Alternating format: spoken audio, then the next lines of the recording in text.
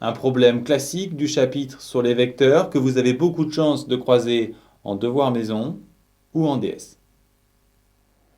Dans cet exercice, la figure est donnée. On a un carré et deux triangles équilatéraux qui ont des côtés en commun. Donc la première chose à remarquer, c'est que les longueurs de tous les côtés sont égales. Première question, on a un repère A, AB, AD et on nous demande de justifier pourquoi il est orthonormé. Il est orthonormé si les vecteurs AB et AD ont même norme, autrement dit même longueur, et si AB est orthogonal à AD. Pourquoi ça marche? Tout simplement parce que ABCD est un carré, donc on a AB et AD les longueurs qui sont égales, et les droites AB et AD perpendiculaires, donc le repère est bien orthonormé.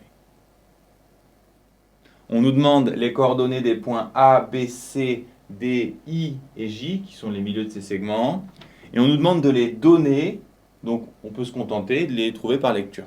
Alors A, c'est l'origine du repère, donc 0, 0, B, 1, 0, C, 1, 1, D, attention, 0, puis 1, ensuite I, 1 demi, 0, et enfin J, 1, 1 demi.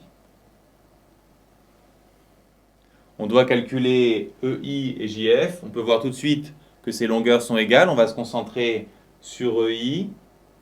I, on sait que c'est le milieu de AB. Donc EI est une médiane du triangle AB qui est équilatérale. Donc EI sera aussi médiatrice et hauteur, ce qui justifie pourquoi on a un angle droit ici. Et donc par exemple, EIB est rectangle.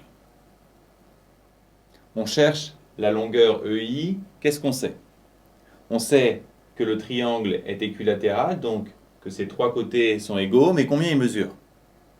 Il faut se souvenir qu'on travaille dans le repère orthonormé A, AB, AD, et que dans un repère orthonormé, les vecteurs unitaires mesurent 1. Donc AB égale 1, EB égale 1, et IB bien sûr pour 1,5 puisque I est milieu. Comme dans ce triangle rectangle, on a deux longueurs sur 3, on va pouvoir trouver la dernière longueur avec le théorème de Pythagore. Pythagore nous dit que le carré de l'hypoténuse est égal au carré des deux autres côtés. Ensuite, on cherche EI carré, donc on l'isole. EB vaut 1, IB vaut 1 demi, donc on trouve EI carré égale 3 quarts. Donc EI égale racine de 3 quarts. Autrement dit, racine de 3 sur racine de 4. Racine de 4, bien sûr, c'est 2. Et enfin, n'oubliez pas qu'on vous demande aussi JF, qui, pour les mêmes raisons, fait également racine de 3 sur 2. En déduire les coordonnées de E et F, on a fait le plus dur en trouvant les longueurs EJ et JF. E a pour abscisse 1 demi, c'est évident. Ensuite, on vient de calculer EI qui fait racine de 3 sur 2. Pour F maintenant, l'abscisse c'est 1 plus racine de 3 sur 2 et l'ordonnée 1 demi. Pour finir, on doit démontrer que D, E et F sont alignés. Pour ça, on va démontrer la collinéarité de DE et DF. Et pour ça, il nous faut leurs coordonnées. Alors, on rappelle la formule du cours. Il nous faut également les coordonnées de D, qu'on a trouvées précédemment. XE moins XD, ça fait 1 demi moins 0. Et YE moins YD, racine de 3 sur 2 moins 1. Et de la même façon, on trouve les coordonnées du vecteur DF.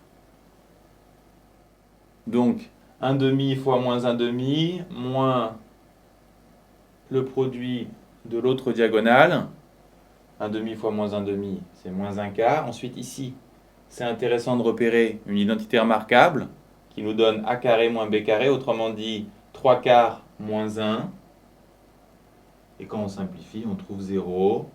Donc, les vecteurs sont bien collinéaires et on a l'alignement cherché.